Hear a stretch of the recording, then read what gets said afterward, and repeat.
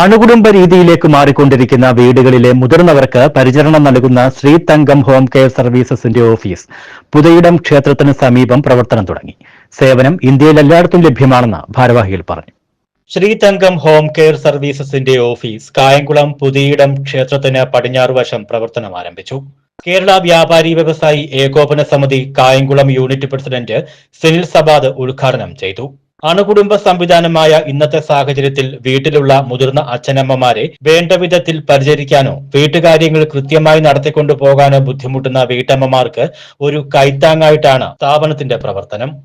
വാർദ്ധക്യമായിട്ട് കിടക്കുന്നവർക്കുള്ള ബൈസ്റ്റാൻഡർമാർ മുതൽ അവരെ സംരക്ഷിക്കുന്നതിനും ശുശ്രൂഷിക്കുന്നതിനും വേണ്ടുന്ന എല്ലാ സ്റ്റാഫുകളും, എല്ലാ തരത്തിലുള്ള വീട്ടുജോലിക്കുള്ള സ്റ്റാഫുകളെ പോലും എല്ലാ സ്റ്റാഫുകളും ഞങ്ങൾക്ക് പ്രൊവൈഡ് ചെയ്യാൻ പറ്റുന്നുണ്ട്. സത്യസന്ധരായ ഞങ്ങളുടെ കുറേ ഒരു ടീം തന്നെ ഞങ്ങൾക്കുണ്ട്. നല്ല സത്യസന്ധരായ കുറേ ഒരു സ്റ്റാഫ് ടീം തന്നെ ഞങ്ങൾക്കുണ്ട്.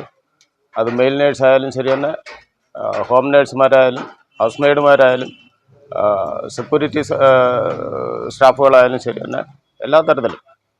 Home nurse, house maid, mother care, ആശുപത്രി കൂട്ടിരിപ്പ്, പ്രസവ ശുശ്രൂഷ, male nurse, house cleaning, commercial cleaning, spider cleaning, claddings cleaning, sofa shampoo, electrical and plumbing, maintenance, laundry service, real estate service തുടങ്ങി എല്ലാ മേഖലകളിലും സേവനം ലഭ്യമാണ്.